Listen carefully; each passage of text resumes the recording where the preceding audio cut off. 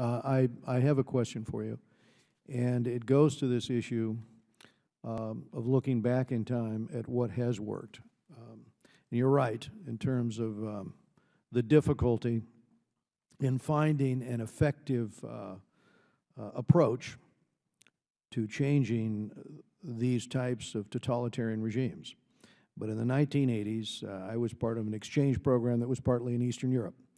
And I watched the combination of strategy, bringing down the price of oil, then to $10 a barrel.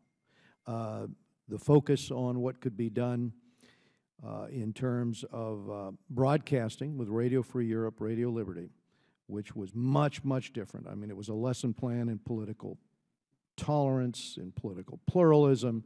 It was taking a society that was 2-to-1 opposed to the totalitarian regime and ratcheting it up until it was 3-to-1 or 4-to-1 in opposition. What's interesting to me is that for the last generation in Iran, people have been 2-to-1 against the theocracy. The last Gallup poll I saw, when they asked the question, what type of system do you want?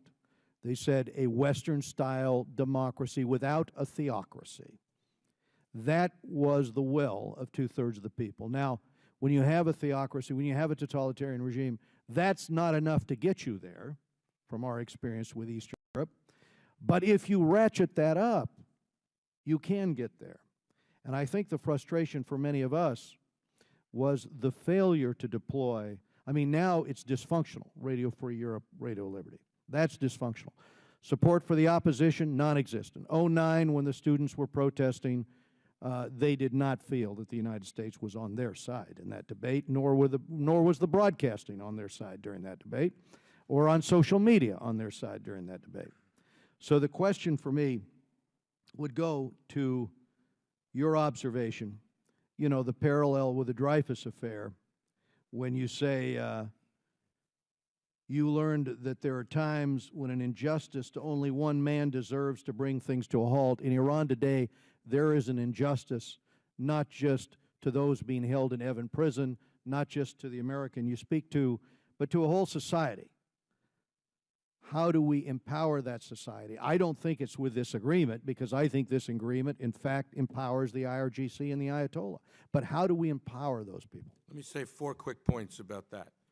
Thank you for your remarks. The first one is this. If it is indeed the case, as the defenders of the deal say, that it is in the rational interest of the Iranian government to renounce nuclear weapons, and if it is indeed the case that the Iranian regime is the rational actor that those defenders describe, and if it is indeed the case that the Iranian regime would like to be reintroduced into the so-called community of nations, then we set our goals too modestly. We had certain prior assumptions about Iranian flexibility, and it is not at all clear to me that they were ipso facto true.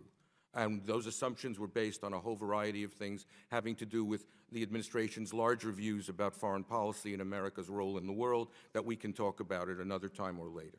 Secondly, it's very important to remember that democratization is not an event, it's an era.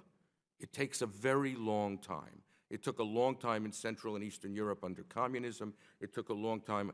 One of the mistakes or illusions created by the Iraq War was that we can simply send in a bunch of troops,